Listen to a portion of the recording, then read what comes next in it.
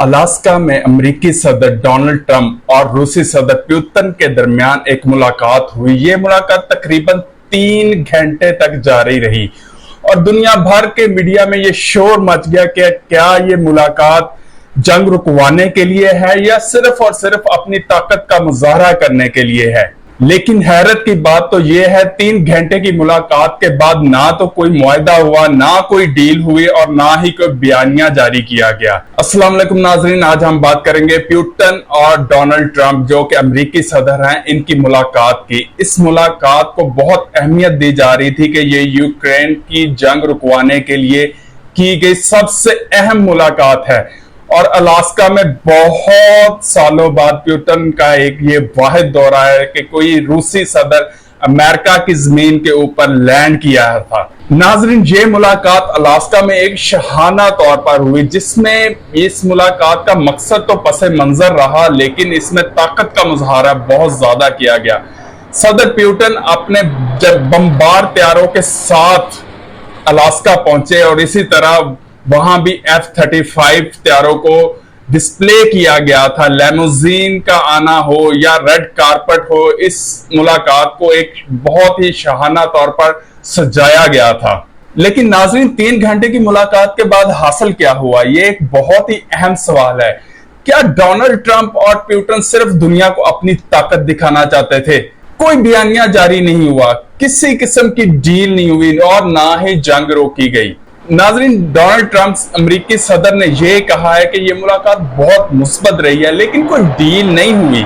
हाँ, अलबत्ता एक मुलाकात और तय पाएगी जिसमें यूक्रेन के सदर ज़ेलेंस्की भी शामिल होंगे। हम सिर्फ मेजबानी के तौर पर इसमें शामिल होंगे। मेरा मकसद है रूस और यूक्रेन को आमने सामने बिठाना ताकि इनके दरमियान मामला तय पा जाएं।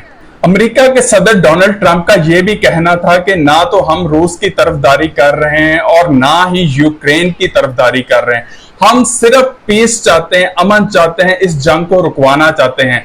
नाज़रीन, दूसरी तरफ रूसी सदर पुतिन का यह कहना है कि अगर 2020 में सदर डोनाल्ड ट्रंप बन जाते और वो इलेक्ट हो जाते तो ये जंग होनी नहीं थी। दूसरा उनका मुतालबा ये था कि अगर यूक्रेन को नेटो का हिस्सा नहीं बनाया जाता, ये हमारा सबसे बड़ा मुतालबा है कि यूक्रेन को नेटो का हिस्सा नहीं होना चाहिए। नाजरीन, इस मुलाकात पर हमें यूक्रेन की तरफ भी चलना चाहिए कि उनका क्या रद्द अमल आया है। उन्होंने इस मुलाकात को गुमराह कुन मुलाकात करार दिया गया। उन्होंने कहा है कि हमें इस मुलाकात में शामिल ही नहीं किया गया, तो इस मुलाकात का कोई फायदा नहीं है, कोई मकसद नहीं था। इसी तरह यूरोपियन ममालिक के जितने भी सरबराह हैं, उन्होंने भी ये कहा है कि रूस को बिल्कुल इख्तियार हासिल नहीं है कि वो ये वीटो कर सके कि यूक्रेन को नेटो का हिस्सा होना चाहिए या नहीं होना चाहिए। नाजरीन, अब हम बात कर लेते हैं कि रूस में इसको किस तरह लिया जा रहा है। रूस के सियासतदानों ने इसको मॉस्को की जीत कहा है। रूस का मीडिया भी इसको बहुत बढ़ा चढ़ाकर पेश कर रहा है कि ये मॉस्को की जीत है और पुतिन की जीत है अमेरिका के ऊपर। और साथ ही रूस के सियासतदानों का यह भी कहना है कि पूरी दुनिया ने रूस का मौकफ खुलकर तस्लीम किया है और रूस ने अपना मौकफ खुलकर पेश भी किया है। नाजरीन, अब हम इसका असर स्टॉक मार्केट्स के ऊपर देखते हैं। इसका कोई खास असर नहीं हुआ इस मुलाकात का, क्योंकि ना तो इसमें किसी किस्म की डील हुई, ना कोई इसमें प्रोसेस आगे बढ़ा जंग को रोकने के लिए। तो जैसे मार्केट्स चल रही थी वैसी की वैसी ही दुनिया की मार्केट्स चल रही हैं और दुनिया के ताजरों ने इसको ज्यादा सीरियस नहीं लिया था। इस मुलाकात को इतना सीरियस नहीं लिया गया था।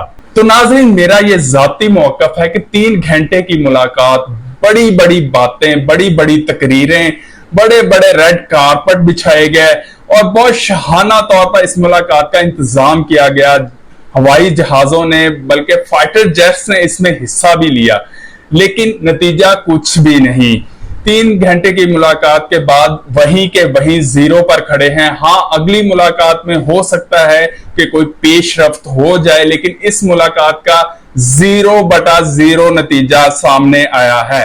नाजरीन, इस बारे में आपका क्या ख्याल है? क्या इस मुलाकात से अमन कायम हो पाएगा या ये सिर्फ एक सियासी मुलाकात थी अपनी ताकत दिखाने के लिए? इसके बारे में हमें अपनी राय जरूर कमेंट्स में बताएं और इस वीडियो को शेयर कीजिए, लाइक कीजिए और सब्सक्राइब करें मेरे चैनल को, सपोर्ट करें मेरे चैनल को। मैं मिलता हूं इंशाल्लाह अगली वीडियो में। अपना ख्याल रखिएगा। Take care. अल्लाह हाफिज।